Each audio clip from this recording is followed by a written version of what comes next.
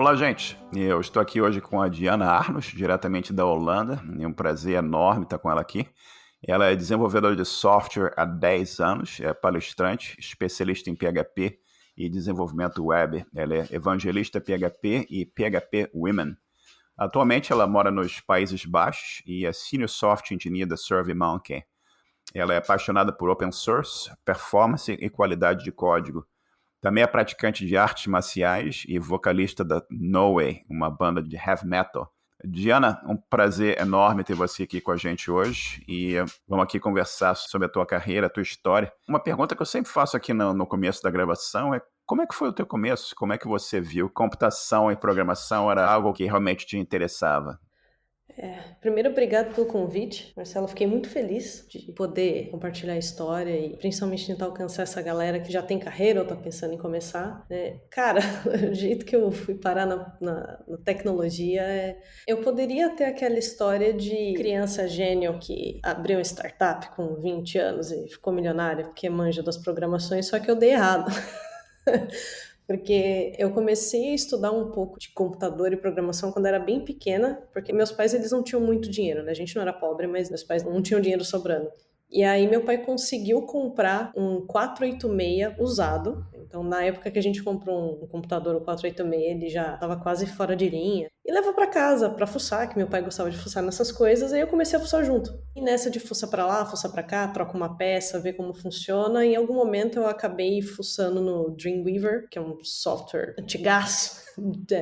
Eu comecei, na verdade, brincando com o PageMaker, acho que é PageMaker o nome da Microsoft, e aí foi pro Dreamweaver depois, então eu mexi com HTML, na época não tinha CSS ainda, porque eu era muito pequena, eu nem lembro quantos anos eu tinha, eu lembro que eu tinha menos de 10 anos porque o meu irmão não tinha nascido ainda. E aí eu lembro de eu montar sites e sites no Dreamweaver, comecei a pesquisar o que era um negócio que estava ficando famoso na época, que era o tal do CGI BIM, para montar fórum e fazer os livros de visita. Começou a aparecer uns negócios meio diferentes para programar no server-side, e aí em algum momento eu parei de mexer com isso.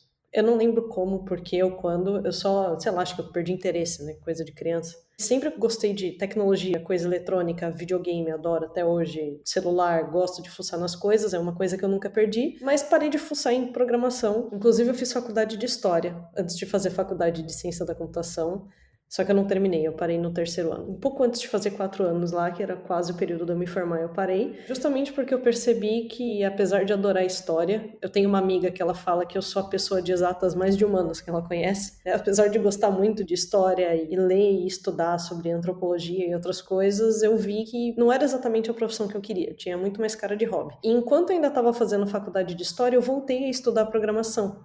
Antes daquela iniciativa de Stanford e Harvard virar aquele Open Courseware, eles já tinham começado a disponibilizar algumas aulas do curso de programação deles. E eu fiz.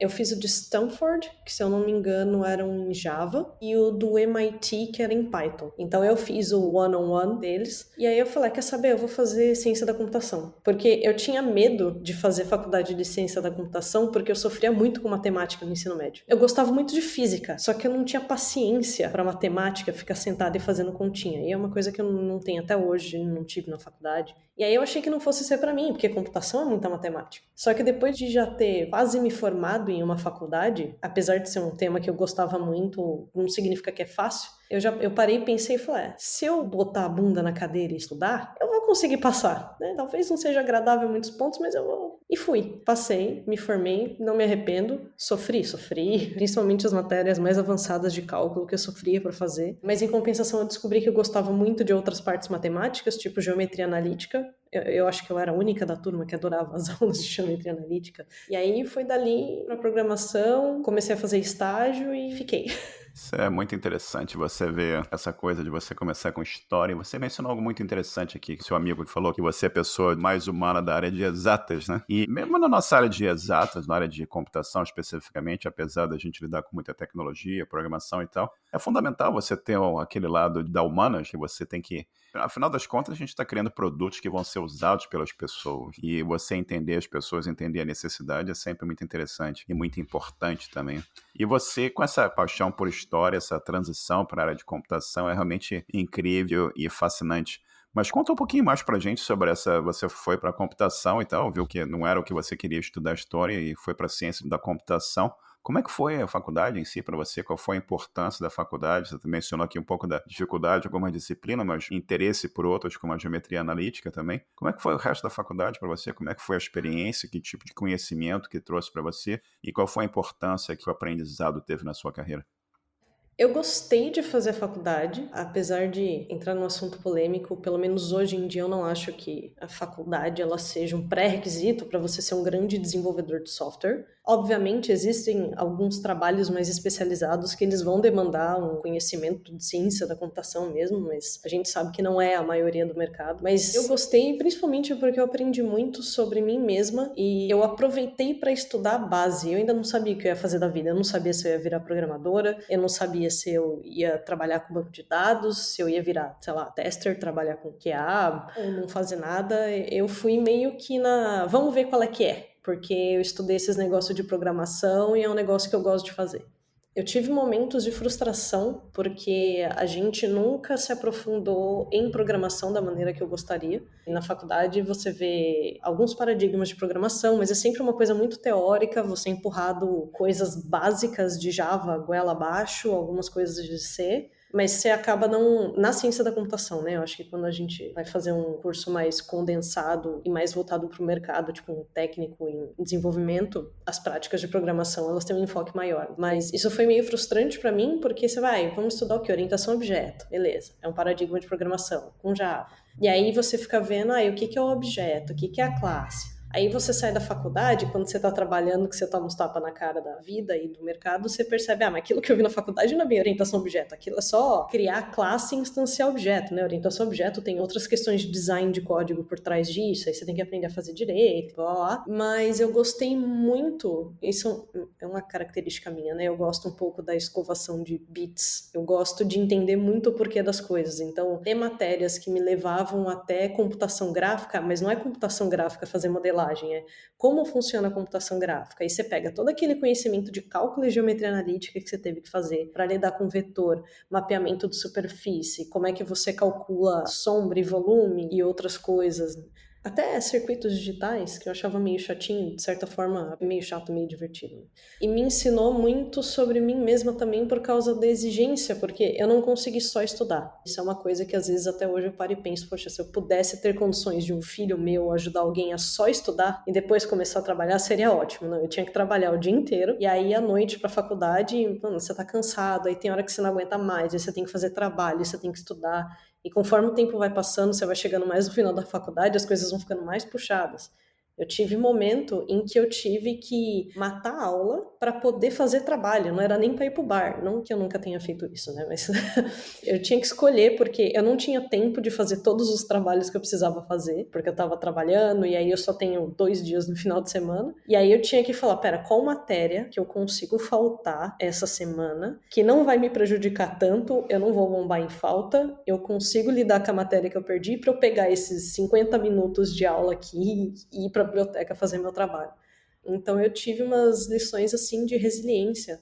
Fiz alguns amigos, hoje a gente tá um pouco afastado por questões de mundo, mas fiz alguns amigos muito legais. Eu tenho uma amiga hoje que inclusive hoje tá morando na Europa, tá ela e o marido dela trabalhando em Portugal, e conheci na faculdade. Ela e um outro amigo meu, que são 2 dos meus melhores amigos, só que esse meu amigo ainda tá no Brasil, eu também conheci na faculdade, e a gente continua junto até hoje, trabalhando na área de TI e compartilhando perrengues. Obviamente, meu primeiro emprego na área de TI mesmo veio com um estágio da faculdade. Eu estava trabalhando em outra coisa, ganhando bem mais, inclusive. Eu era concursada, e foi quando eu falei, nunca mais eu vou ser concursada na minha vida. Eu só fui por pressão familiar. Fazer as coisas só por pressão familiar nunca é uma decisão muito inteligente. A gente descobre depois de um tempo. Eu lembro que meus pais, eles ficaram horrorizados, porque eu estava ganhando na época, se eu não me engano, quase R$ 2.000, que era muito dinheiro.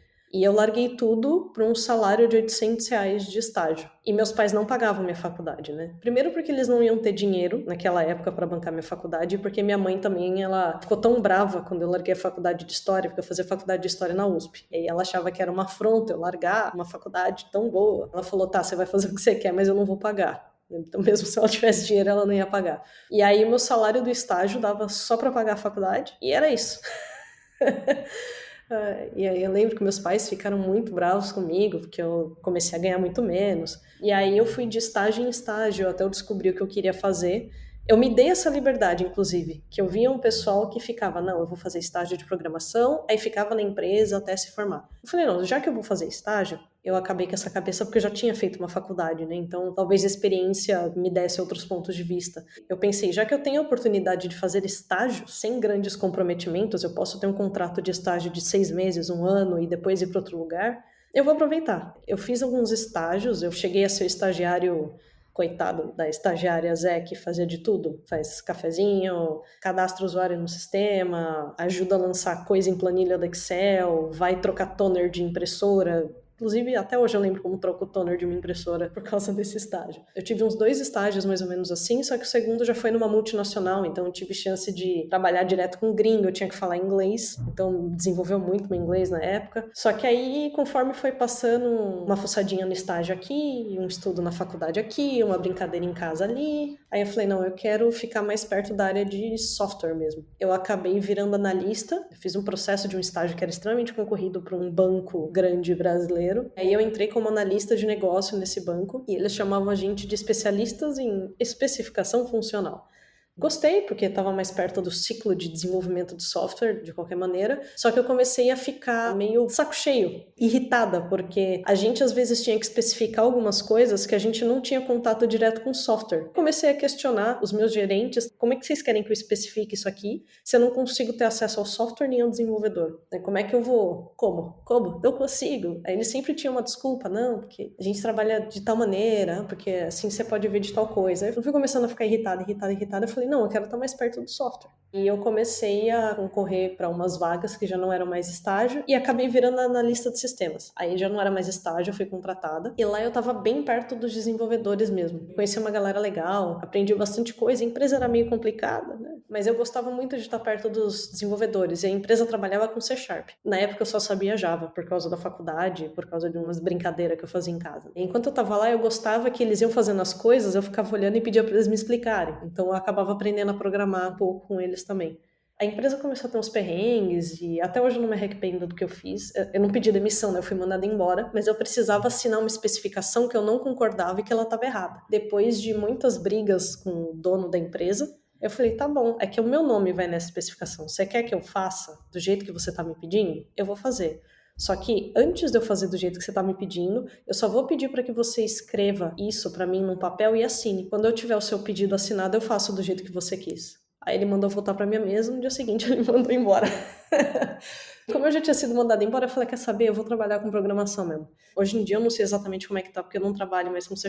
Mas como eu sabia Java, na época tinha muita vaga para trainee de C#, eu comecei a concorrer para vaga de C#, porque a sintaxe era praticamente idêntica. E numa dessas entrevistas, eu fiz algumas, numa delas eu passei, e aí eu efetivamente comecei a trabalhar com programação. Eu fiquei 9 meses nessa empresa. Foi interessante, porque eu tive que trabalhar com umas... Eu nem sei se existe hoje, mas eu cheguei a trabalhar com aquelas versões de Windows que ia em aparelhinho de leitor de código de barra, sabe? Esses aparelhos compactos. Então eu programava para isso, para esses aparelhinhos, e também fazia os sistemas de back-office, que iam receber os dados. Rolava os negócios lá no aparelho, o cara ligava o aparelho no computador, o computador recebia informação e aí processava, né? E foi muito sistema de logística também e controle de estoque. Só que nessa época eu já estava estudando um pouco de PHP. Eu não sei se eu tô atropelando suas perguntas agora, que uma coisa vai levando a outra. Não, tranquilo. É sempre muito interessante ver a transição e a evolução da carreira, da coisa, né? E você falou várias coisas interessantes aqui, e ver essa evolução da carreira é muito importante. A faculdade te levou ao estágio, né? A faculdade, como você bem explicou aqui, ela não te trouxe todo o conhecimento, até que essa nossa área de tecnologia, é impossível você ter todo o conhecimento, né? Não tem nada, absolutamente nada que vai dar todo o conhecimento. Com muita frequência eu vejo no grupo as pessoas perguntando assim, quanto tempo eu preciso para virar um programador? Infelizmente é uma coisa que não tem como mesurar, você não tem como estimar, faça um curso de 12 horas e você vai ser o programador JavaScript e ganhar $100 mil por ano. Não funciona assim. E você explicou isso muito claramente aqui. A faculdade te deu um embasamento, te ensinou algumas coisas, mas através da experiência profissional e você se esforçando, correndo atrás, você foi ganhando outras experiências. Também muito interessante a colocação que você fez aqui sobre a pressão familiar de você fazer um concurso, você ter aquela segurança financeira de ter algo que no Brasil as pessoas consideram estável, que é trabalhar para o governo, é trabalhar para um órgão público, através de um concurso público, e você eventualmente olhar e falar, isso não é isso que eu quero esse outro caminho aqui, e te levou a análise de sistema. Outra coisa muito interessante que você falou aqui, esse teu conflito entre vocês, você quer que eu faça isso aqui, mas eu não tenho acesso ao software, eu não tenho acesso ao desenvolvedor, isso não vai funcionar direito. Você olha as empresas, as pessoas trabalhando junto, né, processo agile, as pessoas tentando levar aquilo tudo para frente, a importância da troca da informação na equipe. E outra coisa também, o gerente que queria que você fizesse a coisa de uma determinada forma, e no momento que você falou pro cara, tá legal, mas assina aqui que você quer que seja feito assim, e o cara não assinou, e no dia seguinte mandou você embora, né? São experiências realmente incríveis e fascinantes. Mas continua contando pra gente um pouco sobre essa evolução. Mas uma pergunta que eu ia te fazer é, você eventualmente foi pro PHP, virou evangelista de PHP e tal. Como é que foi que você chegou ao open source? Como é que você começou a ver que o open source era algo de extrema importância geral, né? E qual a influência que isso teve na tua vida e como é que isso se combinou com o teu conhecimento e a tua experiência adquirida dentro do PHP? Que você está falando um pouquinho de Java para C# e tal, mas conta um pouco mais sobre o open source, o PHP e tudo mais na tua vida. Então, foi bem nessa época que eu estava trabalhando com C#, na verdade alguns anos antes, na época que eu fazia faculdade de História ainda, eu dei a sorte de conhecer alguns dos caras que eram os mais envolvidos com a comunidade brasileira de desenvolvimento em PHP, que na época era o Anderson Casimiro, o Todraco e o Augusto Pascucci. Só que a gente se conheceu de uma maneira completamente aleatória. A gente se conheceu por causa de uma banda de heavy metal que chama Camelot. No fórum dessa banda, se encontrou no show. Uma coisa levou a outra, né? Porque eu nem trabalhava com isso. Eu sabia que o Casimiro já trabalhava com PHP na época. E eu tava começando a ter interesse no PHP. Eu não lembro exatamente por quê, mas é porque eu tava querendo trabalhar com web. E na época o C# ele não me dava tantas ferramentas assim para trabalhar com web da maneira que eu queria. E o Java, quando eu vi que ia ter que ver uns negócios de Java Beans e lá, eu falei, não. Não. Em algum momento eu acabei caindo no PHP. Eu gostei da maneira... O termo simples não é o mais correto, né? Eu falo da maneira mais simples que ele lida com as requisições, né? Request Response. Como foi uma linguagem criada diretamente para a web, não foi uma linguagem que foi adaptada para isso, ele já tinha algumas ferramentas para lidar com request response, apesar dos pesares, um pouco mais maduras. Quando eu digo apesar dos pesares, é que a galera vive fazendo piada com isso, né? Mas na época era a única linguagem que nasceu para a web, né? Apesar de ter sido adaptada e tal, né? Não pular a parte da história do PHP, que era personal homepages e blá. Aí eu comentei com o Casimiro, que eu estava interessado em PHP, e ele se ofereceu e ele me deu. Aí eu acho que quando começou a ser plantada a sementinha, eu já tinha dado aula, né? Quando eu fazia faculdade de História, eu gosto de dar aula e etc, né? Mas aí eu acho que foi quando a sementinha de open source e ajudar os outros e passar conhecimento começou a ser plantada, que o Casimiro falou pra mim, falou, não, eu te ajudo. E aí a gente tinha agendado, acho que uma vez por semana, fazia uma chamada no Skype e ele me explicava um pouco sobre PHP. Então ele começou a me ensinar PHP, porque você tem as strings, ele falou da história, como era importante trabalhar com string no PHP, como o PHP funcionava com número, só que eventualmente, por motivos de agendas, e na época ele estava trabalhando muito, a gente teve que parar. As aulas pararam, mas o meu interesse não morreu, né? Então eu trabalhava com C# durante o dia, sempre pesquisava uma coisinha ou outra em PHP, tentava fazer uma brincadeirinha aqui e ali, até que um dia o próprio Casimiro, ele me convidou para um evento que ia ter da comunidade PHP, do PHPSP. Ele existe até hoje, né? Acho que esse foi o tataravô desse evento, que hoje é o PHPSP mais Talks. Aí você ia lá, você tinha acho que 2 palestras, um coffee break no meio, e aquela coisa, né? De comunidade para comunidade, ele me chamou e eu falei, não, eu nem trabalho com PHP, o que eu vou fazer lá? Eu tinha essa ideia na minha cabeça, que infelizmente muita gente ainda tem. Aí depois que você ganha um pouco mais de experiência, você olha e pensa, nossa, como eu era besta, podia ter aproveitado melhor. Que foi eu usar a desculpa do tipo, eu não entendo o suficiente de PHP e programação para ir num evento desse. E aí ele falou para mim e falou, mas se você soubesse tudo, você realmente não ia precisar de um evento desse. Esse evento é justamente para quem quer aprender. Não tem essa de, eu não sei o suficiente para ir num evento. E aí ele insistiu, eu fui.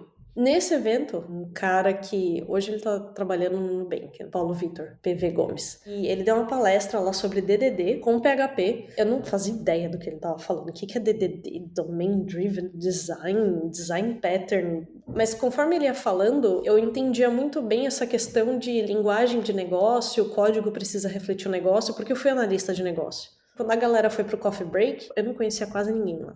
Tem até uma foto desse dia, porque tá toda a galera conversando, eu tô sentada num cantinho. Não tinha muita gente, devia ter umas 20, 25 e tal, mas eu era a única mulher e eu não conhecia ninguém, tirando o Casimiro, e ele tava cuidando do evento, então ele não tava lá o tempo todo. Aí tem a galera sentada conversando e eu sentada num cantinho de cabeça baixa, totalmente isolada. Quando chegou o coffee break, eu olhei em volta assim, eu falei, nossa, mas que merda. Eu tô aqui quieta, eu não falei com ninguém. O cara falou um negócio que eu até entendo que ele tá falando. Eu tô num evento de PHP, eu acho PHP legal, eu queria aprender mais e eu vou ficar aqui sentada com cara de tacho. Eu preciso ir lá no coffee break, eu quero comer os negócios, pegar uma coca, um café. Na hora que eu fui pegar os pãozinhos de queijo, o PV tava conversando com uma galera, eu respirei fundo, eu vou lidar com isso. E aí eu puxei conversa com ele. E aí eu falei com ele, eu falei, eu não trabalho com PHP ainda, mas eu estudo umas coisas, só que eu achei legal que você falou da parte de negócio, e eu já fui analista de negócio, e realmente é importante, isso ajuda pra caramba. Na minha cabeça faz todo sentido a gente trabalhar com unidades de código que simbolizem diretamente unidades de negócio, e a gente usar a mesma linguagem, né? Isso pode ajudar a vida dos analistas, a gente conversou. Aí ele perguntou, PHP, na época ele trabalhava na Tricai, que era um e-commerce, acho que existe até hoje, né? Que depois a Dafit comprou, alguns anos depois. E a gente trocou uma ideia, trocou e-mail e fomos embora. Um dia eu tava trabalhando e chegou um e-mail dele pra mim falando assim, falou, olha, a gente vai abrir uma vaga de júnior aqui na empresa. Eu lembro que a gente conversou, a gente trabalha com PHP, você falou que você queria trabalhar com PHP. Você não quer tentar? Me dá seu currículo que eu indico você pra fazer o processo e tal. Aí eu, de novo, né? Eu respondi pra ele e falei, obrigada, legal que você lembrou de mim, eu gosto de PHP, eu queria trabalhar, mas eu não tenho tanta experiência assim, eu não sei o suficiente, então... Mas obrigada, viu? E respondi o e-mail. Pra minha sorte, ele insistiu. Ele mandou outro e-mail e falou, não, mas é uma vaga pra júnior. A gente quer alguém que queira aprender. Pelo que eu percebi, é o que você quer fazer. Você não tem que saber tudo, assim. Se você quiser, você já sabe um pouco de PHP, você quer aprender, tenta pelo menos, não custa nada, manda o currículo, faz uma entrevista. Fui me consultar com os meus amigos, pedi a opinião do Casimiro, que eu tava muito insegura. Eu tava, por que eu vou concorrer pra uma vaga de júnior PHP? Eu não sei PHP, eu não sei web. Era um contexto completamente louco pra mim, mas todo mundo falava, mano, tenta. Aí eu falei, tá bom, vai, eu mandei meu currículo pra ele. Depois de uns dias ele mandou e-mail falando, ele não, eu recebi um e-mail, acho que da empresa, não lembro. Falou, a gente gostou do seu currículo, Paulo falou bem de você, a gente quer te chamar pra uma entrevista. E eu fiz a entrevista, acho que foram 3 entrevistas. Me perguntaram algumas coisas bem básicas em termos de conhecimento do PHP. Eles realmente não exigiram situações de mercado, de dia a dia, você que é da FPHP com experiência, o que acontece quando tem tal situação? Não, ele perguntava, qual que é a última versão do PHP? Você sabe dizer como funciona tal coisa no PHP? Mais ou menos assim. O que você sabe de PHP? Então foi realmente uma entrevista bem júnior. Perguntaram de design pattern, eu sabia alguns, assim, por cima, né? Até porque é muito difícil se lidar da maneira correta com um padrão de projeto sem você ter experiência com aquilo. Consegui bater uma conversa, sempre muito sincera, e tal coisa. Falar, olha, eu não sei. Eu sempre falava assim, eu não sei, mas eu posso pesquisar. Eu posso aprender. Eu sei onde olhar. Eu falei, isso aqui eu não sei fazer, mas eu sei onde eu posso olhar para eu aprender a fazer e depois eu me viro. E aí, no fim das contas, eu acabei passando e comecei a trabalhar com PHP. Foi outra coisa, né? Veio a oportunidade, ela apareceu por causa de um evento da comunidade. Começou lá com o Casemiro me ensinando PHP por livre e espontânea vontade. Tive sorte, porque já fui ensinada do jeito certo, como a gente chama, né? Que PHP é piada até hoje, porque a galera não sabe como PHP funciona e não sabe usar, porque teve uma época que realmente tinha umas aplicações muito ruins. Justamente porque o PHP ele era muito rápido de você lidar com request response. Então, se você não sabe o conceito das coisas, você vai usar de qualquer jeito. Se der um martelo na mão de uma criança e um martelo na mão de um marceneiro, você vai ter resultados diferentes. Mas o martelo tá lá. A culpa não é do martelo, né? Então, eu já tinha um conhecimento um pouco mais embasado sobre como as coisas deveriam funcionar e tudo mais. E aí eu comecei a trabalhar com web, e aí eu lembro até hoje que às vezes eu olhava e eu pensava, o que eu tô fazendo aqui? O que é? Eu tô recebendo uma request o quê? Post? Ah, mas eu tô mexendo no back-end. E eu lembro até hoje, ainda era uma situação complexa, porque você tinha uma aplicação que era o back-office, que funcionava em Zend 1, e uma aplicação que era o front-office, né? Que era mais a parte da loja mesmo, que era Yi1.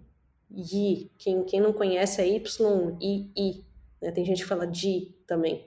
2 frameworks que funcionavam de maneira completamente diferentes. Eu tinha que trabalhar com os dois, num contexto que eu não conseguia entender direito. No começo foi bem difícil, todo dia eu pensava, nossa, eu sou muito burra para estar aqui. Eu não sei fazer essas coisas, eu não sei lidar. Assim, síndrome do impostor desde o começo. A minha sorte, de novo, é que a minha equipe era uma galera muito interessada. O pessoal tava sempre estudando, sempre ia nos eventos, e eles tinham muita paciência para me explicar as coisas. Eles viam que eu não tava entendendo, eles me ajudavam, davam algumas coisas para resolver, sentava comigo e fazia as coisas. Então eu aprendi muito, pelo simples fato das pessoas estarem também interessadas no meu desenvolvimento. Isso é uma coisa que eu carrego comigo até hoje. Também tive experiência de gente escrota que olha pra você e fala, nossa, você é burro, não vou lidar com você. Depois a gente aprende que o problema é da pessoa que agiu dessa maneira, né? Não é nosso. E aí nessa, a galera tinha um estímulo começou um estímulo na empresa pra, pesquisa nova tecnologia, aprende a usar. Eles queriam começar a usar teste unitário. Lembrando que isso é quase 10 anos atrás, né? Então não era algo extremamente comum, pelo menos no mercado brasileiro. Aí a gente foi estudar, eu comecei a estudar o PHP Unit, que é o framework mais usado para teste unitário até hoje. E eu acabei mergulhando e testando uns negócio e botando nas issues que eu tava entregando lá nos tickets, fazendo o teste, e aí eles começaram a falar, já que cada um tá estudando um tema, vamos, a cada X dias, a gente faz uma mini apresentação, assim, mini palestra. E me jogaram no tema de teste unitário para falar sobre o PHP Unit, que era o que eu tava fazendo, e aí eu dei uma palestra rapidinha ali, né, travado, que não passava nem Wi-Fi, falei, nossa, eu vou falar muita besteira. Essa galera sabe muito mais do que eu, o que eu tô apresentando para eles? Mas fui, fiz. A galera até gostou, sempre rolam uns toques de um outro assunto que poderia ser abordado, mas o pessoal gostou e foi beleza. E aí, de repente, eu fui informada pelo o PV na época, ele tava bem próximo da galera do PHPSP também, só virou pra mim e falou, Diana, estavam procurando gente pra dar palestra naquele mesmo evento onde eu conheci o pessoal da empresa que eu tava e que acabou abrindo essa oportunidade pra mim. Esse evento ele acontecia todo mês. E ele falou, o pessoal tava precisando de alguém para dar uma palestra, eu comentei que você deu uma palestra muito boa de teste unitário, e assim, já combinei com eles, é o dia tal, horário tal, é só você ir lá e apresentar. Eu falei, quê? Ele sabia que se ele chegasse para mim e falasse, olha, você quer apresentar? Eu ia falar que não. Então ele meio que me empurrou do ninho, assim, ele falou, vai. E apresentei, inclusive nas primeiras palestras que eu dei, acho que quase todas foram sobre teste unitário. Tem algumas no YouTube até hoje que eu já vi gente falar, olha, eu vi essa sua palestra sobre teste unitário de 5, 6 anos atrás. Legal, aprendi pra caramba, tem os conceitos muito bons. Eu fico, nossa, na época eu achava que eu não tinha capacidade de fazer nada. Às vezes a gente é muito cruel com a gente mesmo, né? Com certeza. E Diana, você falou várias coisas aqui muito importantes e muito interessantes. Eu vou te pedir para você comentar um pouco mais sobre elas. Uma coisa que você falou aqui é o DDD, né? O Domain Driven Design. Eu pedi para você explicar um pouquinho o que é isso. Outra coisa que você falou aqui é o teste unitário. E também vou te pedir para você, que muitos de nossa audiência aqui, tem muita gente que está começando a escrever um Hello World. A gente não faz ideia ainda do que é o DDD, o que é o teste unitário. Eu acho que seria interessante você elaborar um pouquinho para a gente aqui, para explicar para eles. E outra coisa muito importante que você falou é a tal da síndrome do impostor. E se eu explicar um pouquinho mais para os nossos ouvintes o que vem a ser isso, né? Que muitos passam por isso, mas eles sequer conhecem como sendo a síndrome do impostor. E todo mundo passa por isso. Todo mundo tem aquela dúvida. Será que eu sou bom o suficiente para isso ou não? Outra coisa muito interessante aqui no seu comentário é essa coisa do seu amigo que te inscreveu para ser palestrante. Basicamente, ele te jogou no fundo da piscina e falou assim, vai aprender a nadar, e isso abriu aí um caminho na tua vida também. Elabora um pouco mais pra gente nesse tema do Domain Driven Design, do teste unitário, e também fala um pouquinho mais sobre a síndrome do impostor pra gente, por favor. Lógico. Bom, eu vou tentar ser realmente breve, um tanto quanto superficial na explicação, porque Domain Driven Design, assim como, né, todo assunto de testes unitários, eles são assuntos que quanto mais você lê e pesquisa, mais fundo você vai. Então, a gente consegue gravar, acho que um podcast de 10 horas só para falar sobre DDD e mais 10 horas para falar só sobre teste unitário. Com certeza. Tentando deixar de maneira, assim, bem simples, para quem não conhece, a ideia do Domain Driven Design Se for fazer uma tradução literal, é o desenho orientado a domínio. O que é um domínio? Você sempre tem que lembrar o que é domínio. O domínio ele vem do negócio. Então, qual que é o domínio da sua aplicação? Qual parte do negócio você vai representar, você vai trabalhar? Pulando as partes mais teóricas e mais aprofundadas, a maneira prática mais simples de você observar isso é você pensar uma situação, por exemplo, em que você está fazendo um sistema de conta corrente, que é o exemplo que todo mundo usa para praticar várias linguagens de programação. Quando você vai criar uma classe, você não vai chamar a classe de A ou B. Você está falando de conta corrente, você vai ter uma unidade de negócio que é uma conta corrente. Então, essa unidade de negócio que é a conta corrente, você vai chamar de conta corrente no seu código também. O que é uma conta corrente? Conta corrente é uma representação de uma conta no banco. Então, conta corrente é um tipo de conta. Então, no meu código, eu vou ter conta e conta corrente. Você usa a linguagem, que é o que a gente chama de linguagem ubíqua. Você vai nomear as coisas no seu código da maneira como o negócio nomeia. Você vai ser menos técnico e um pouco mais de negócio, porque a ideia é que justamente qualquer pessoa que você tente conversar sobre o seu código, seja um novo programador, ou um analista, ou alguém de negócio, vocês conseguem sempre usar a mesma linguagem. Essa linguagem, essa maneira de lidar com o código, ela tem que ficar restrita ali no domínio de negócio. Então você pode ter um grande domínio, que é o grande negócio da sua empresa, só que assim como dentro da sua empresa você tem vários sistemas para lidar com várias partes do processo, você tem várias partes de negócio dentro desse grande negócio da sua empresa. E aí você acaba conseguindo trabalhar um sistema, por exemplo, do financeiro da sua empresa. O domínio do negócio daquele sistema é o financeiro da sua empresa. O que possivelmente significa que ele vai ter alguns termos e modelagens voltados não só para a área financeira, mas também para a área financeira, em especial na área de atuação da empresa que você trabalha. Você acaba sendo obrigado a enxergar o seu código menos como uma peça técnica que está ali e mais como um componente vivo que faz o negócio acontecer. Eu acho que isso é vantagem para todo mundo. Depois de um tempo, quando você pega um código que realmente segue a maior parte dos princípios de DDD, é muito mais simples de você entender o que está acontecendo ali, porque ele separa o que é negócio do que é uma camada mais técnica. Onde fica o processamento? Quando você está falando de banco de dados especificamente no seu sistema, você vê o código de banco de dados. Agora, o que acontece até chegar no banco de dados? Quando eu estou criando um usuário. Às vezes, você usar o termo usuário, ele é errado dentro do seu sistema, porque a gente está falando de um cliente de conta corrente. Quem tem conta corrente é um cliente, então no seu sistema vai chamar cliente. Então você trabalha ele em camadas, que vai ali desde o mais abstrato do negócio até a parte mais de infraestrutura, digamos assim, mas infraestrutura eu não estou falando de administração de sistema e servidor, eu estou falando em infraestrutura dessa camada pura de tecnologia. A tecnologia que você está usando para lidar com o banco, a tecnologia que você está usando para fazer request e a linguagem em si. Então, se você conseguir pensar em termos de negócio para as coisas que você está codando, de certa forma, não deixa de ser DDD, que é Domain Driven Design. E a questão do teste unitário, a ideia básica é que você escreva um teste para o seu código que garanta que a menor unidade de código que ele esteja funcionando. Eu não vou entrar no mérito do o que é a menor unidade do código. Tem discussões, até hoje, ninguém consegue entrar num acordo 100%. O que é uma unidade? É uma classe? É uma função? É um pacote de funções? Basicamente é um teste em que você consegue predizer o output daquele momento. Então você escreve um teste que vai automaticamente pegar várias possibilidades de input, vão jogar no seu processamento, e aí você vai verificar cada output para ver se foi da maneira que está previsto. A ideia é que você consiga cobrir todo o seu código, ou maior parte dele, com um teste unitário, porque isso evita erro humano. Isso evita aquele tipo de erro em que você muda uma parte do seu código e, de repente, uma ponta que você não faz ideia que estava ligada com isso, ela para de funcionar. Tipo, eu mudei a caixa de envio de e-mail aqui e agora não aparece mais o nome do usuário na tela de login. O teste unitário ele te ajuda a prever esse tipo de coisa, porque se você mudar um pedaço de código que afete outras partes do seu código, seus testes eles vão parar de funcionar. E aí você vai ver e falar, opa, então eu estou interferindo aqui em lugares que talvez eu não tenha percebido. Eu não sei se eu me perdi na explicação.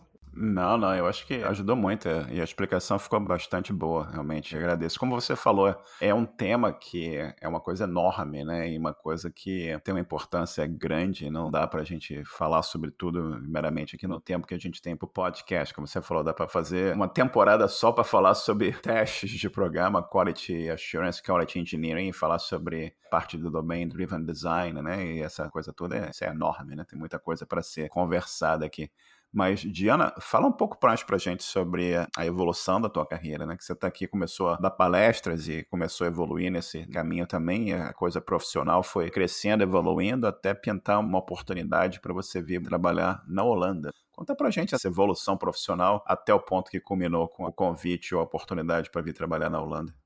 Acho que até dá para começar com a questão da síndrome do impostor, que eu acho que é um grande mal da área de TI, né? Mas eu acho que isso acontece em todas as profissões. Para quem não sabe o que é a síndrome do impostor, é aquele quando você tá lá no seu trabalho e você fica olhando em volta e fala, nossa, eu não devia estar aqui. Essas pessoas acham que eu sei coisas que eu não sei. Em algum momento elas vão descobrir que eu sou uma farsa e vão me mandar embora. Ninguém vai me respeitar, porque eles acham que eu sei fazer, mas eu não sei o que eu tô fazendo. Eu não sou tão bom quanto eles acham que eu sou. Ou então eu não sou tão bom para fazer essas coisas que eu preciso fazer. E isso é horrível. Isso dá crise de ansiedade, vai acumulando. Eu sofri muito com isso no começo de carreira, mas sofro até hoje. Eu acho que a maior parte dos desenvolvedores, pessoal de TI que eu conheço, mesmo com 30 anos de carreira, vira e mexe tem esse momento da síndrome do impostor. Então, eu acho que é um negócio que a gente precisa ser mais gentil com a gente e se acostumar. Eu falo isso porque cada passo de evolução na minha carreira que eu dei, eu me segurei fortemente, assim, coisas poderiam ter acontecido antes se eu tivesse parado de ficar calada aquela vozinha que fica, mas você não sabe fazer isso, mas você não é bom o suficiente para fazer isso. Nem tenta, porque só vai passar vergonha, ninguém vai te querer ali, só vai falar besteira. Por isso eu acho que foi tão importante lá o meu amigo ter me jogado na palestra. Falou, você vai na palestra, vai lá. Apesar do desespero dessa primeira palestra, do medo de, nossa, eu vou falar besteira, todo mundo vai descobrir que eu sou burra e ninguém vai querer saber de mim, eu gostei muito da experiência de mastigar o conhecimento, porque a gente aprende muito quando a gente precisa explicar alguma coisa pra alguém. E eu sou meio nerd nesse ponto, assim, como eu gosto de saber como as coisas funcionam, o fato de eu ter que sentar e estudar melhor um negócio pra eu poder te explicar, acaba sendo uma espécie de estímulo pra mim. E aí eu comecei a ser chamada pra palestrar, pessoas começaram a pedir para eu mandar proposta de palestra, né? Porque eu não sei se todo mundo sabe, mas alguns eventos de tecnologia só se apresenta quem é convidado. Mas a grande maioria dos eventos de tecnologia, eles, antes do evento, eles abrem um período para você enviar proposta. É que nem área acadêmica, para quem conhece. Você envia uma proposta de algo que você quer falar. Aí você manda um resumo, e aí eles veem se o tema está de acordo com aquilo que eles querem tratar no momento, e aí você é convidado para se apresentar. Eu perdi muitas oportunidades de palestra por medo de enviar ideias, mas depois que eu tomei uns chacoalhões de colegas, de amigos e coisas do tipo, eu comecei a falar, eu vou mandar. O não a gente já tem, né? Se não quiserem que eu vá, eu não vou. De repente, eu comecei a ter muitos assuntos aceitos de ficar, putz, e agora que eu preciso falar sobre isso? Eu não tenho a palestra, não tenho os slides. Será que eu consigo falar sobre isso? Mas agora eles já me chamaram, agora eu não posso falar que não. Meio que me obrigou a ir fazendo e estudando coisas, até que hoje eu fico um pouco mais confortável com isso, mas não 100%. Ainda assim, sempre que eu vejo um evento, aí eu falo, eu não vou mandar nada não. E aí sempre vem alguém cutuca e fala, poxa, manda, vai que eles aceitam, né? Pode ser legal. E isso me ajudou muito, porque de dar as palestras, eu acabei indo para muitos eventos. E eu conheci muita gente. E eu aprendi muita coisa. A gente descobre que a parte que a gente aprende mais nos eventos de tecnologia não é nas palestras, são nas conversas de bebedouro, de corredor, de coffee break. Porque aí é quando a galera começa a conversar e fala, não, porque semana passada eu tive um problema assim, assim, assado. E aí eu resolvi desse jeito. Aí você pergunta,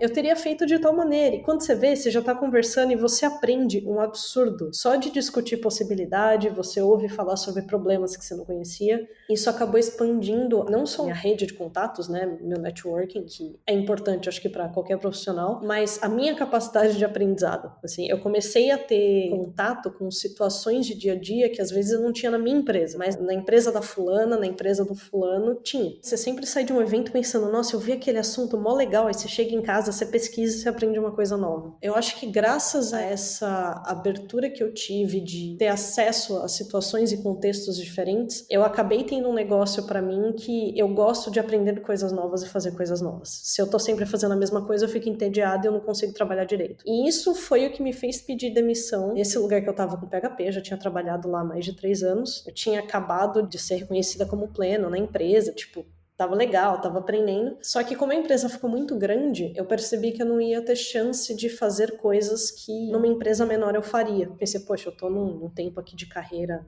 não ia andar agora. Ou eu fico e vou me especializando cada vez mais, Só que eu ainda queria umas experiências diferentes. Como eu falava na época, eu queria ter a chance de quebrar meu próprio deploy e ter a chance de reverter. Eu queria ter os meus problemas e lidar com eles. Eu saí de um e-commerce e fui parar numa startup do ramo agrário. É tudo a ver. Também com PHP eu fazia um pouquinho de front, mas eu sou péssima para front-end. Meu esquema é back-end mesmo, é o que tá ali no servidor. Mas lá eu precisava fazer um pouco. E lá eu também tinha que fazer deploy. E lá eu tinha que monitorar as coisas. Lá eu tive a chance de estragar o meu primeiro deploy e ter que ficar, e agora? Parou no meio, deu erro. O que é esse erro? Eu não sei resolver, eu nunca vi esse erro. E ter que correr atrás e pedir ajuda, porque o negócio quebrou ali no meio, né? E as coisas não podiam ficar offline. E tal. E aí eu fiquei lá até a startup começou a ter alguns problemas. Então eu vi que o futuro talvez não fosse lá muito interessante. Eu acabei indo parar numa outra empresa, também trabalhando com PHP. Daí em diante, assim, eu comecei a trabalhar de PHP em PHP. Fui até eu chegar numa empresa, foi uma das piores experiências que eu tive, assim, realmente era ruim, o ambiente era ruim, só que eu ganhava muito bem. Foi a primeira vez que eu fui oficialmente reconhecida como sênior. Fui trabalhar num time especializado em resolver problemas, só que o ambiente da empresa era muito ruim. Foram alguns meses sofridos, mas eu tive a chance de trabalhar com pessoas incríveis, que são minhas amigas até hoje, aprendi muito com eles. Eu tive a chance de trabalhar com Python, que é uma linguagem que eu gosto muito, mas eu não consegui me especializar, porque eu acabei nunca trabalhando muito com ela. Eu comecei a roubar ticket do time de Python, eles estavam fazendo negócio. Tem um negócio aí que eu posso fazer, e aí eu pegava uma coisa simples e sentava com eles e fazia pair com Python, descobri outras ferramentas, o debugging deles funcionava de um jeito que eu achava muito lindo. E aí eu aprendi algumas coisas, aí tentava trazer uns conceitos pro PHP, e aí minha cabeça misturava as coisas, e uma coisa levava a outra, aí eu descobri um design pattern, discuti uma solução com alguém. Na época eu sofri muito nessa empresa, porque o trabalho ele era muito exigente, era normal eu trabalhar 15 horas, 16 horas, final de semana, mais de uma vez por semana eu chegava de madrugada em casa, foi complicado, eu comecei a ter gastrite, eu falei, não, chega. Quando eu falei chega, eu tive a oportunidade de entrar para um time que era de uma empresa que trabalhava todo mundo 100% remoto, isso faz uns 5 anos, acho. E era uma coisa nova, assim, trabalhar remoto, que absurdo, mas a empresa toda era 100% trabalho remoto, eu falei, vou tentar, né? Sempre que eu olho para um negócio e falo, nossa, eu não tenho capacidade de fazer, aí eu sou teimosa e vou fazer, eu falo, tá bom, então ou eu vou provar que eu tô errada ou eu vou provar para mim que eu tô certa e que eu não sou capaz mesmo, mas eu preciso da resposta. E lá eu assumi um time de tecnologia, que foi a primeira vez que isso tinha acontecido comigo. Eu fiquei responsável, tinha um designer, acho que 2 back-ends, um front-end, e a empresa não tinha nada de processo, não tinha nada. Os donos iam direto ali na galera de desenvolvimento, pedia as coisas, o pessoal desenvolvia.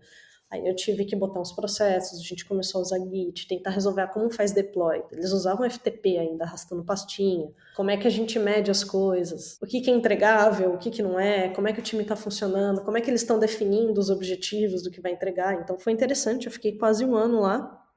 Aí eu acabei saindo porque a empresa também estava tomando uns rumos que não estavam me fazendo bem. Que a sorte é que nessa época, como eu já tinha passado por uma empresa que foi muito ruim para mim, eu já tinha aprendido uma lição que eu acho que todo mundo aprende em algum momento na vida. É melhor que a gente aprenda mais cedo do que mais tarde. Eu sei que a gente precisa de dinheiro para comer, pagar as contas, mas não adianta você pagar as contas se você não tem saúde, você não consegue aproveitar as coisas pelas quais você está pagando. Sempre que alguma coisa começa a afetar muito a minha saúde, eu falo, não, eu preciso de um lugar mais tranquilo. Aí eu voltei a ser desenvolvedora sênior num time, depois disso eu fui tech lead numa outra empresa, uma startup que tinha uma agenda social muito legal. Foi um dos lugares que eu mais gostei de trabalhar, porque eu me sentia muito envolvida com os objetivos da empresa. Só que, de novo, eu era tech lead, eu tinha que dar manutenção no legado, porque senão os devs do time iam ter que fazer. E tem bomba que você não pode largar na mão de um júnior, porque ele vai ficar muito frustrado. Eram pessoas brilhantes, eu não queria ninguém frustrado ali. Então eu assumi o legado para eles desenvolverem as coisas novas, mas a empresa estava sem um CTO, então eu comecei a também fazer as reuniões com diretoria, ter que preparar orçamento, ver esquema de centro de custo, coisa que eu nunca tinha feito na minha vida. Enquanto eu programava, enquanto eu mentorava os desenvolvedores, eu acho que se você tem alguém que tem menos experiência que você, é quase que a sua obrigação ajudar essa pessoa a ser melhor. Até falava pro Léo, eu quero que você tenha respostas que eu não tenho hoje. Eu preciso que você seja melhor do que eu, então não me bota em pedestal. O meu interesse é que você seja melhor do que eu, para que você não precise de mim, para que você seja cada vez melhor sozinho. E se você evoluir o suficiente para achar uma oportunidade melhor, triste de mim, feliz para ele, né? E aí daí eu saí, como eu tava fazendo muito mal para minha saúde, eu saí triste, mas eu saí para uma oportunidade para trabalhar com uma empresa que trabalha muito com PHP, mas trabalhava com sistema de segurança. Veja só, para a galera que fala mal, um sistema de segurança escrito em PHP, bom e reconhecido internacionalmente. Eu só não vou dar detalhes da empresa e tudo mais, porque quando você trabalha com essas coisas de segurança, cada detalhe que você dá é uma brecha que você pode abrir.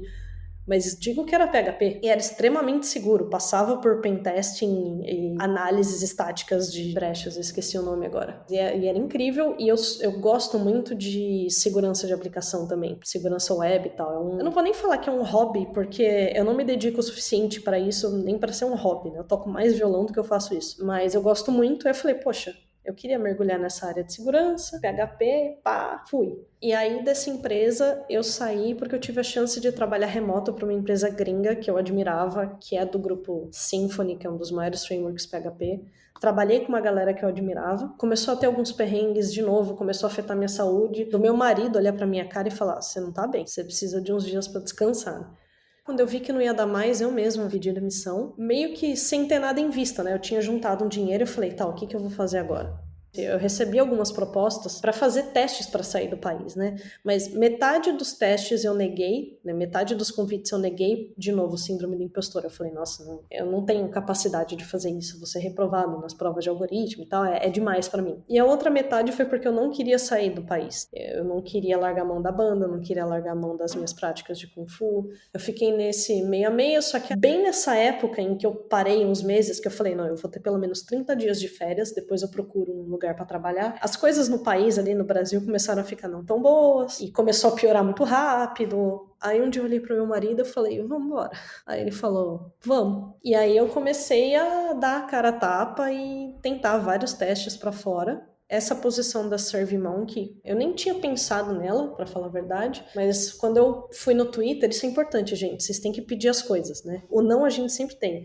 E eu fui realmente cara de pau, eu mandei no Twitter e falei, olha, acabei de sair da empresa tal, eu vou ficar um tempo de boa, mas estou procurando novas oportunidades. Então, se alguém souber de alguma empresa que trabalhe com PHP e puder me indicar, passa o link, eu quero saber. Pedir indicação para um monte de gente. Um amigo meu respondeu no Twitter, 2 amigos, né, que hoje trabalham na SurveyMonkey, que é o Rafael Doms e o Gabriel Caruso. E na primeira vez que mandaram, eu falei, mano, não vou tentar, é Senior Software Engineer para uma empresa gringa? Eu falei, não tenho nem capacidade. Vou fazer isso não, nem tenho certeza se eu vou sair do Brasil ainda e tal. E nisso eu tava fazendo vários processos para empresas do Brasil também. Inclusive, nesse momento, eu consegui um sonho de infância, em que eu consegui passar para uma vaga de desenvolvedor de games. Eu sempre quis trabalhar com desenvolvimento de jogo. E eu tava, meu Deus, eu quero trabalhar com isso, eu sempre quis trabalhar com isso, eu posso ser desenvolvedora e trabalhar com jogo. Eu segurei aquela vaga ali na minha mão, olhei pra ela, olhei pro meu marido, comecei o processo da SurveyMonkey, e aí eu falei, tá, se eu não passar no processo da SurveyMonkey, eu vou começar a trabalhar com essa empresa de jogos. Só que aí eu passei no processo da SurveyMonkey. Foi um processo longo, foram várias entrevistas, tive que fazer projeto, tive que fazer uma espécie de entrevista de quadro branco também. Foi assim que eu parei aqui, onde eu tô hoje, na minha sala, aqui nos Países Baixos. É muito bacana essa trajetória toda, né? E passar por vários lugares interessantes que você teve a oportunidade de fazer várias conexões e conhecer várias pessoas que a gente chama da tal da network, né? Que é fundamental para a carreira profissional de todo mundo e para o desenvolvimento de novas amizades também, né? Que vão ficar pela tua vida toda. E é bacana essa sua chegada para você na Holanda, e você estava falando para mim offline aqui, você chegou na Holanda durante a pandemia. Como é que foi a sua chegada na Holanda durante a pandemia? E conta pra gente como é que está sendo viver na Holanda, trabalhar para a SurveyMonkey durante essa época da pandemia, com todo mundo remoto. Como é que foi o teu processo de onboard na empresa? Eu assumo que você fala em inglês com o pessoal da empresa o tempo todo. Conta um pouco sobre essa experiência pra gente, por favor. Foi estranho, né? Porque eu tive a oportunidade de visitar os Países Baixos uma vez, porque eu vim dar uma palestra aqui nos Países Baixos na SymphonyCon de 2019, acho. Que foi no fim do ano, e eu vim com meu marido, a gente ficou 15 dias aqui passeando, conhecendo, a gente tem alguns amigos aqui. É engraçado que nessa época eu fui no escritório que na época era o Zabila, né? A SurveyMonkey comprou o Zabila. E eles atualizaram o nome. Mas na época eu fui no escritório deles, da Usabila, eu tomei a cerveja deles, eu fiz os happy hours com eles, eu conheci um monte de gente. Aí eu falei, aproveita que você tá aí, faz uma entrevista. Eu falei, não, eu não vou sair do Brasil. E cá estou eu trabalhando para eles. Só que, ironicamente, agora eu não fui no escritório ainda por causa da pandemia, né? Então foi assim meio bizarro, né? Porque até o processo de visto, ele teve alguns problemas, entre aspas, né? Ele demorou mais do que o esperado. Já era para eu estar aqui desde o começo do ano passado, eu não consegui porque o consulado no Brasil estava fechado por causa da pandemia. Então eu só consegui pegar o visto quando o consulado abriu. Então eu fiquei 2 meses esperando o consulado abrir. Aí quando eu cheguei aqui, eles estavam na primeira tentativa de relaxamento do lockdown, que não deu certo, assim, sei lá, acho que 3 ou 4 semanas depois que eu cheguei, eles viram que não ia dar certo e fechou tudo de novo. Desde então, basicamente, estou em casa, trabalhando remoto. Infelizmente, não tive a chance de ir no museu, que sobra museu. E é meio estranho, né? Porque eu cheguei num país novo. Foi minha sorte é que eu já conhecia alguns brasileiros aqui, já tinha alguns amigos, então eu consegui rever um pessoal antes de proibirem de novo, né? Agora a gente não pode nem visitar os outros na casa deles.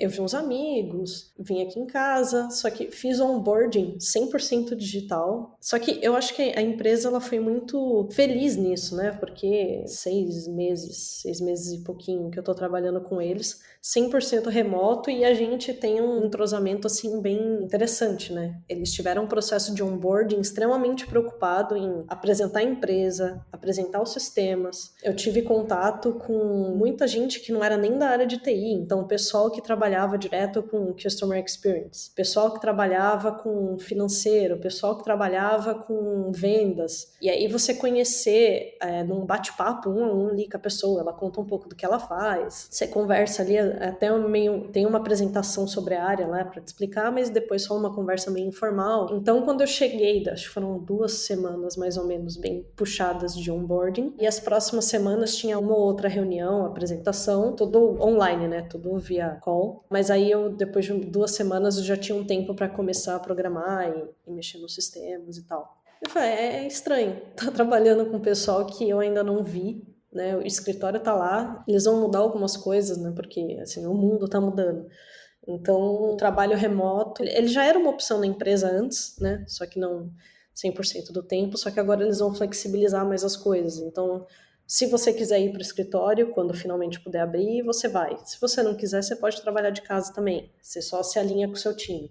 Se o time for fazer, sei lá, uma reunião por semana, que eles querem que esteja todo mundo lá, aí você vai trabalhar um dia só. Se você quiser ir todos os dias, tá tudo bem também. Tá diferente, né? Porque a gente pode sair na rua aqui, a gente pode ir em parque, não pode aglomerar, né? Você toma multa se eles veem que se tem muitas pessoas juntas, a polícia passa e é legal ele emitir a multa ali mesmo e não tem nem discussão. Mas você pode caminhar nos parques e tal, mas você não pode fazer nada além de ir num supermercado ou numa farmácia, né? Eu tô aqui na ânsia de poder fazer meus rolês, né? Eu gosto muito de ir pra bar, pub.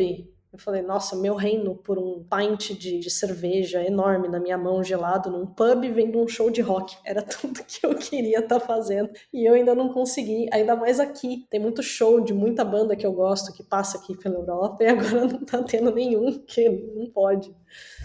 Então é engraçado, assim, ainda assim tá sendo uma experiência extremamente positiva, né, porque você tem mais segurança, tirando o centro, bem centrinho ali de Amsterdã, qualquer lugar um pouco mais em volta parece meio que cidade do interior no Brasil, sabe, todo mundo te cumprimenta, todo mundo te ajuda, todo mundo é sempre muito bem educado. Eu levei um tempo para me acostumar com isso, poder andar na rua e pegar o celular na rua sem ficar olhando para 4 lados, andar no escuro à noite na rua sozinha também não é problema, mesmo sem poder aproveitar algumas das coisas que eu gostaria muito de estar aproveitando, eu já percebo benefícios na minha vida, assim, qualidade de vida, o ritmo de trabalho. Faz 6 meses só, mas se você me perguntar hoje se eu voltaria pro Brasil, eu vou te falar que não. Mas aí dá pra falar que é pra sempre? Eu falo, não sei. 1 ano atrás eu falei que eu não ia sair do Brasil. E tô aqui, né? É incrível como a vida vai evoluindo, né? E mesmo durante a pandemia, você está num país novo e você já está percebendo algumas coisas bem positivas que tem nesse lugar novo, nessa oportunidade na sua vida, que eu tenho certeza que vai ser excelente. E, Diana, pergunta um pouco diferente que eu faço para as pessoas. Tem alguma coisa na área de tecnologia que você não trabalha hoje, mas que você admira e gostaria de trabalhar?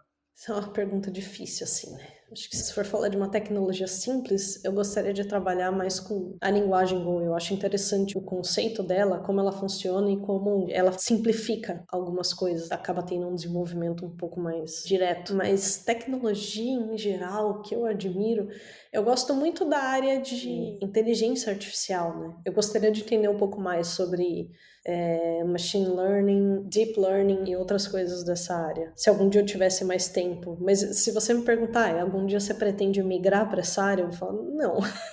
Eu realmente gosto muito do que eu faço no momento, trabalhar num contexto de async, sistema distribuído, processamento distribuído. São coisas que eu gosto muito. É difícil, assim, eu não consigo te falar uma tecnologia só, não.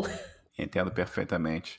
E, Diana, o que você recomendaria para as pessoas que estão começando agora, que estão assim meio, sabe aquela coisa de, pô, o cara tá olhando assim, pensando, pô, esse negócio é meio complicado, que esse negócio de hello world, eu não consigo escrever direito, eu não entendo qual que é o IDE que eu vou usar, eu não entendo esse conceito de variável. Se a gente começar a falar de programação orientada a objeto, programação funcional, o cara tem um universo enorme de coisas para pensar e aprender, e muitos estão naquela assim, pô, como é que eu consigo chegar rápido para conseguir fazer um dinheirinho para pagar as contas e no final do mês pagar os boletos, né, como se fala no Brasil.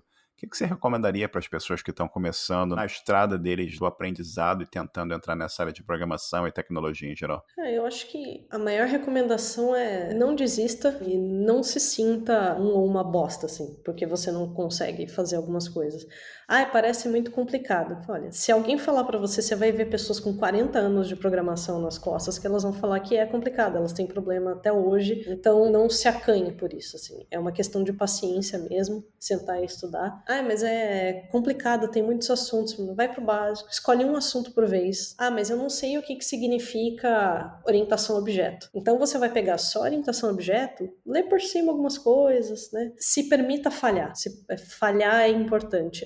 Você não vai conseguir escrever um software gigante, um sistema incrível sozinho em 2 dias. Isso não vai acontecer. Você vai aprender um pouquinho, vai mexer um pouquinho, e aí você vai tentar fazer um negócio que vai dar erro. É normal. Aliás, isso é uma recomendação que muita gente esquece desse ponto importante. Se tem uma coisa que você precisa aprender, uma que você vai usar pro resto da sua carreira leia as mensagens de erro.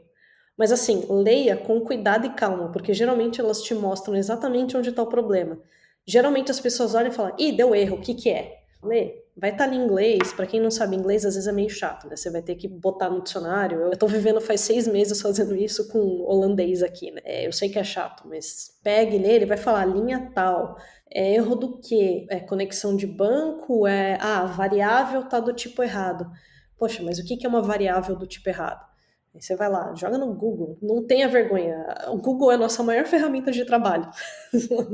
Variável do tipo errado. Vê o que o Google te fala, vê o que acontece com a linguagem que você está querendo usar. Mas eu quero ganhar dinheiro e, como é que eu faço? Você tem que demonstrar experiência de um jeito ou de outro, né? Faz uns projetinhos, trabalha no GitHub. Não exija demais de você mesmo. Mas eu não tenho experiência. Tá bom, você vai começar como júnior. Mas é bom ter os pés no chão e saber que você não vai começar ganhando 30 mil por mês. Inclusive, são pouquíssimas as pessoas que ganham tanto assim. Não se deixe levar pela ideia do tipo, eu vou virar programador porque eu quero ganhar muito dinheiro. Você até pode conseguir, mas não é rápido, você vai ter que trabalhar, você vai ter que estudar, e é uma carreira que, apesar de que eu acho que no fundo, todas as profissões acabam sendo assim quando você leva elas a sério, mas é uma carreira que você não vai parar de estudar. Então fique confortável com o fato de você estar estudando, e fique confortável com o fato de você estar tendo dificuldades e vendo erros. Faz parte do processo, você não é mais burro por causa disso, você não é incompetente por causa disso. Às vezes a gente fica tão irritado e frustrado que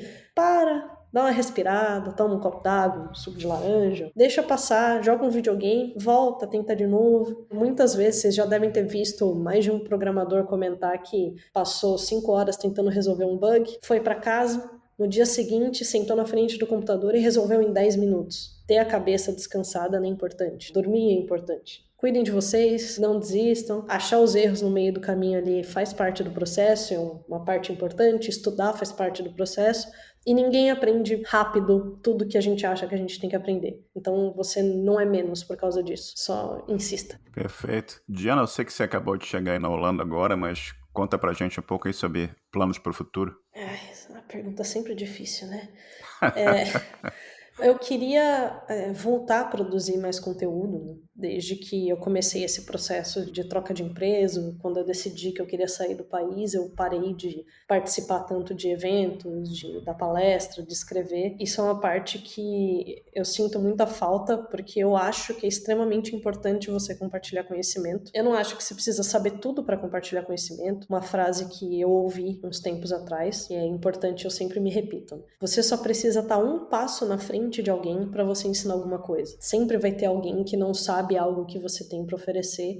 E se a gente puder facilitar a vida das pessoas, né, um pouquinho que seja, eu acho que vale o esforço. Eu queria escrever mais, eu queria preparar mais algumas palestras, alguns workshops, talvez. Produzir um pouco mais algum tipo de conteúdo e também falar um pouco mais de tecnologia fora do PHP.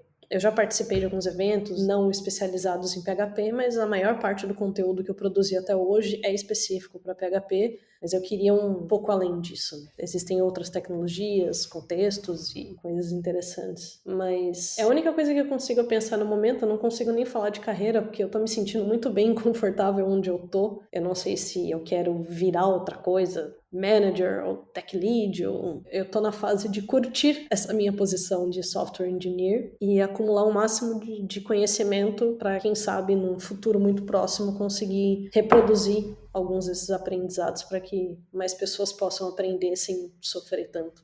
Isso é fantástico. O aprendizado e compartilhar o que você sabe com outros é fundamental também, né? Conta um pouco pra gente sobre esse lado diferente da tecnologia e de programação, que é o seu envolvimento com artes marciais, e também você é vocalista de uma banda de heavy metal chamada No Way. Conta um pouquinho pra gente sobre isso, por favor. São partes extremamente importantes de quem eu sou, né? Que foi outra coisa que eu aprendi a duras penas, né? Que é não abrir mão de algumas partes de mim só pra me focar na tecnologia. Artes marciais, eu pratico Kung Fu, eu já pratiquei alguns estilos, hoje eu pratico Wing Chun, pela denominação Moyat. É extremamente importante pra mim, porque não é só um trabalho corporal, é um trabalho mental e de autoconhecimento extremamente pesado, entre aspas, e é uma ferramenta muito boa que me ajuda a entender melhor e, inclusive, me ajuda em todas as outras áreas da minha vida. Me ajuda a observar coisas melhor, a analisar algumas coisas do meu comportamento. Muitas vezes eu reflito de maneiras diferentes sobre o código que eu vou escrever ou como eu me comporto numa reunião baseada em coisas que eu acabei percebendo durante uma sessão de treino. E sempre fui apaixonada por artes marciais desde pequena. Adoro filmes, livros, assistir campeonato, vários tipos de artes marciais. Mas para prática mesmo eu gosto do Kung Fu, do Wing Chun. Mas adoro estar perto de tudo que envolve artes marciais. Eu acho muito bom você conseguir trabalhar ao mesmo tempo mente e corpo e aprender a quebrar seus próprios limites. E a banda, cara, a banda acho que é uma das partes mais difíceis pra mim, porque aí, obviamente, né, saindo do país, a continuação dela fica menos constante, por assim dizer, né? A gente ainda quer gravar algumas coisas e tudo mais, eu até consigo gravar voz separada nos estúdios aqui, mas acaba virando um side project da vida, né? Mas são 15 anos de banda, acho. 15, 16? Alguma coisa assim. A gente tem 2 álbuns lançados, tá? Tem no YouTube, no Spotify, no Deezer, essas plataformas tudo. A gente tem 2 álbuns e um single.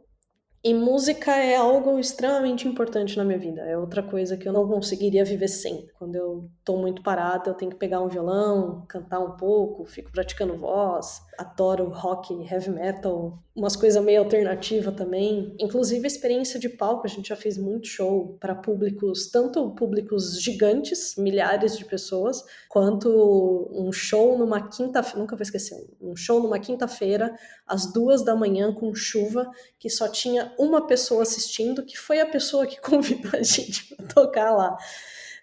Isso me deu uma experiência de palco que me ajudou muito nas minhas palestras até hoje e até a lidar com algumas coisas da síndrome do impostor, porque a gente aprende que a gente ensaia para quando chega ali na hora H você não tem que se preocupar com detalhe. Você lida ali com ao vivo. No show você tá lidando com ao vivo, porque você já sabe a música, você sabe o que você vai fazer. Então a desenvoltura de palco e interação, justamente porque eu passei esses perrengues também, né? É muito bacana isso. E você ter essa... Tô aqui imaginando a situação de você estar tocando lá 2 horas da manhã e só tem uma pessoa assistindo, né? Mas e uma incrível experiência também de você fazer isso e ter a pessoa assistindo e você poder fazer o seu show, e não importa o que, né? E não importa para quem ou como, né? Todo o aprendizado que isso também te traz com o seu público, a experiência de poder estar lidando com problemas ao vivo e tal, e você levar isso também para suas palestras, suas apresentações. Diana, você tem sugestões aqui de livro, música ou filme? Música, você falou da No Way, mas se tiver outras sugestões também. Ou seja, dicas de livro, música e filme, não necessariamente na área de tecnologia. Outra pergunta difícil, né? Porque eu adoro ler. Se for para ser um livro de não ficção, um dos meus livros de cabeceira é um livro que chama O Poder do Hábito. Eu acho que o autor é Charles Duhigg. Foi com esse livro que eu consegui curar, entre aspas, uma insônia. Eu estava passando por uns momentos de estresse, e aí ele explica os mecanismos, né? Que, no fim das contas, ele fala que, basicamente, nós somos macaquinhos treinados. A gente não adianta a gente se achar superior, intelectualmente capazes, porque somos seres humanos. Não, a gente é macaquinho treinado. Nosso corpo, nosso cérebro aprende a responder a estímulos. Então, se você está acostumado a receber um estímulo X e responder da maneira Y, você sempre vai responder da maneira Y para o estímulo X. Esse livro ele te ensina você a perceber, né, esses gatilhos de comportamento e como você pode alterar o comportamento desse gatilho ou criar outros gatilhos para outros tipos de comportamento. Isso me ajuda até hoje. Eu sempre lembro disso quando eu acho que eu estou sendo incapaz para alguma coisa. Eu falo, não, eu só preciso mudar esse comportamento. Deixa eu trabalhar um gatilho e melhorar isso aqui. Se for um livro de ficção, eu estava lembrando desse livro esses dias. Tem um livro do Neil Gaiman, que é um dos meus autores preferidos, que chamou Oceano no Fim do Caminho. Eu acho incrível, tem várias reflexões para a vida, eu acho uma história muito boa também. Para quem não conhece, o Neil Gaiman é o autor do Sandman. E filme, eu vou recomendar um documentário que saiu agora no Netflix e estava nos cinemas virtuais até pouco tempo atrás, que chama Code Bias, que ele fala como alguns algoritmos, eles não funcionam para minorias ou situações específicas, porque as pessoas que programaram têm os seus conceitos.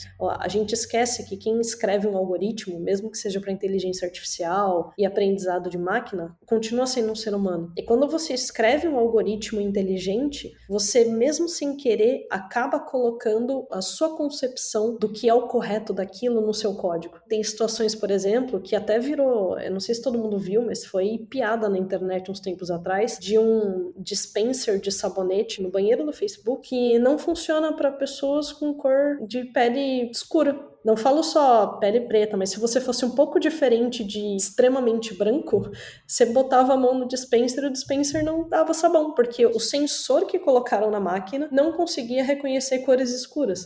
Isso é ridículo. Uma pessoa de pele escura vai no banheiro e não consegue lavar a mão. E aí eles trabalham vários desses casos em que a inteligência que a gente acha que está criando, que é imparciais, elas não são imparciais. Elas são extremamente parciais porque nós somos parciais e a gente precisa tomar cuidado com isso. Senão a gente pode, tentando deixar o mundo mais justo, a gente acaba só repetindo preconceitos e deixando ele injusto, mesmo sem a gente perceber. E, Diana, você quer deixar aqui alguma informação para contato, divulgar o website da No Way, Twitter, e-mail, sinal de fumaça, o que seja? Claro, quem quiser conversar comigo, eu tô sempre lá no Twitter, é @DianaArnos, é o mesmo arroba no Instagram também, @DianaArnos, que é o do GitHub, que é @DianaArnos. Se vocês me procurarem no Facebook, vocês até vão achar, mas eu não uso. Então, se vocês mandarem mensagem lá, é muito possível que eu não veja. Mas pode me pingar no Twitter, manda uma DM. A DM tá sempre aberta para quem quiser conversar, assim como o Instagram. Perfeito. E, Diana, eu queria te agradecer aqui. A gente passou um tempinho aqui conversando hoje, sábado, para você já na Holanda já são quase 9 horas da noite. Eu agradeço enormemente a tua atenção. Compartilhar aqui a tua história é um privilégio. Muito obrigado pelo teu tempo e por contar aqui a tua experiência, a tua história para os nossos ouvintes. Muito obrigado, hein? Eu que agradeço. Muito obrigado pelo convite, muito obrigado para quem escutou até aqui. E um forte abraço para você. Chegamos ao final de mais um episódio. Agradeço a todos a atenção e o nosso site é osprogramadores.com. Participem e até o próximo episódio. Um bom dia para todos.